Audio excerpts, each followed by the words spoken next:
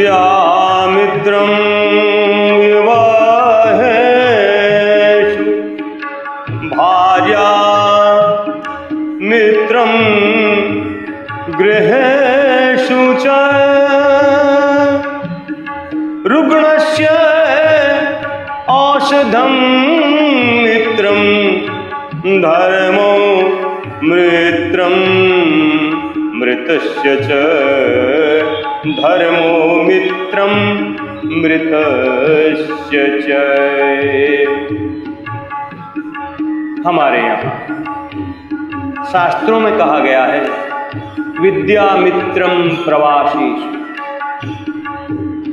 घर से बाहर, अपने देश से बाहर, अपने प्रांत से बाहर प्रवास पर कहीं भी जाएं तो विद्या मित्र के समान काम आती है। भार्या मित्रम गृहेषु च, और घर में रहते हुए विद्या एक अच्छी पत्नी के समान काम आती है। रुग्णस्य औषधम विद्या, और बीमार व्यक्ति के लिए विद्या औषधि के समान है। धर्मो मित्रम मृतस्य च, और मरणोपरांत विद्या धर्म के रूप में मित्र है। धर्म मरने के बाद मित्र के रूप में काम आता है। अतः विद्या के साथ साथ धर्म का सेवन करना चाहिए, धर्म का अर्जन करना चाहिए। बोलिए श्री वृंदावन बिहारी लाल की जय हो। जय श्री कृष्णा। सुप्रभात। भगवत कृपा से कल तक हमने श्रीमद् भगवद गीता के 14वें अध्याय गुणत्रय विभाग योग का अध्ययन किया, और आज मेरे गोपाल की कृपा से 15वां अध्याय प्रारंभ करने जा रहे हैं। इस 15वें अध्याय का नाम है पुरुषोत्तम योग। इस अध्याय के अंतर्गत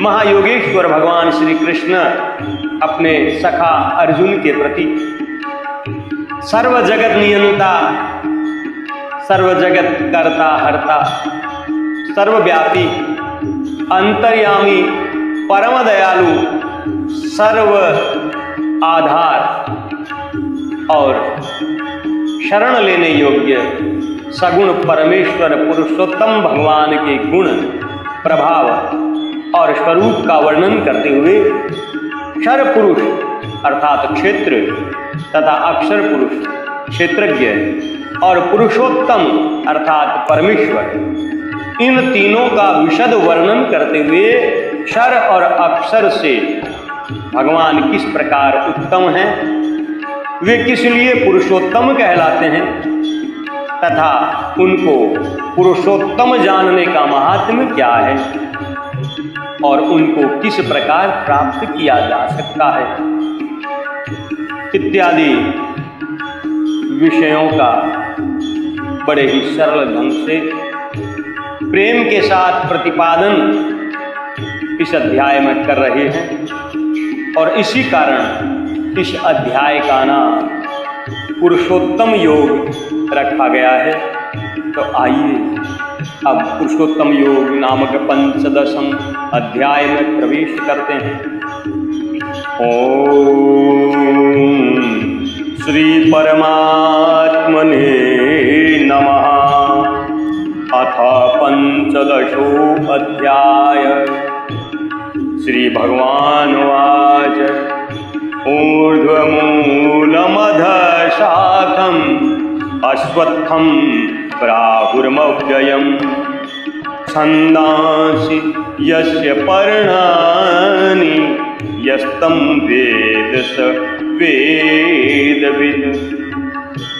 अधश्चोर्ध्वं पृष्ठतास्तस्य शाखा गुणप्रवृद्धा विषया प्रवाला। अधश्च मूलान्यनुसन्ततानि कर्मानुबंधेनि मनुष्य लोके। श्री भगवान बोलिया,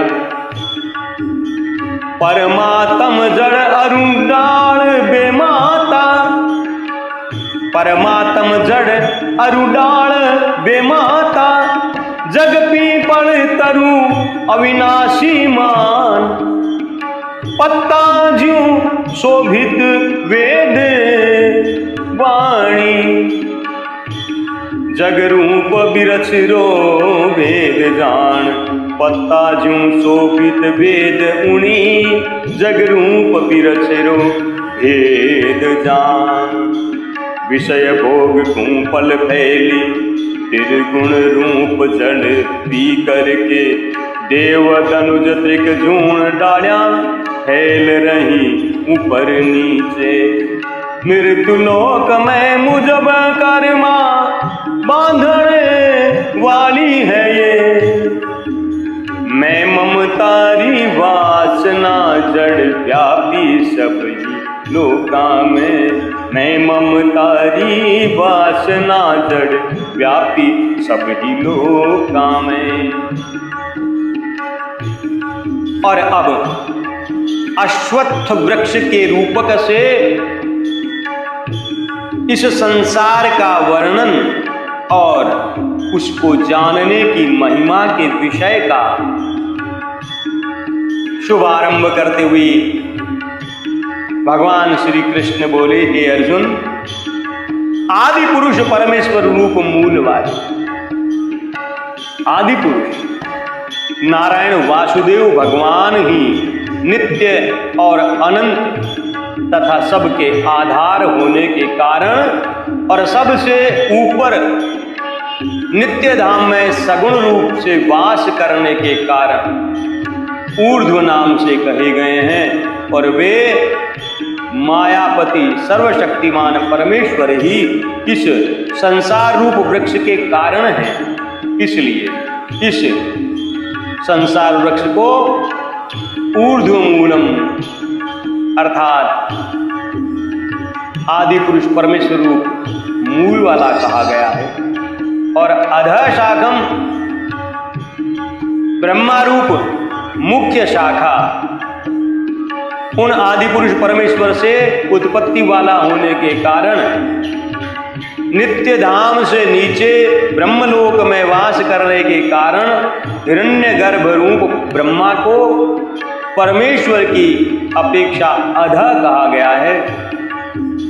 और वही इस संसार का विस्तार करने वाला होने से इसको मुख्य शाखा कहा गया है। इसीलिए इस संसार वृक्ष को अधः शाखम ब्रह्मा रूप मुख्य शाखा वाला कहा गया है।